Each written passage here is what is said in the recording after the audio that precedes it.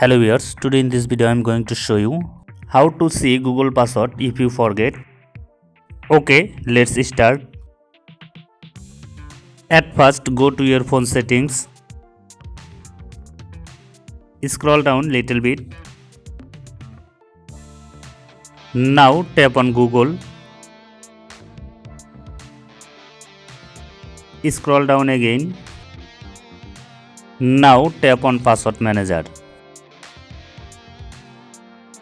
And then tap on search. Search here google.com. Tap on google.com.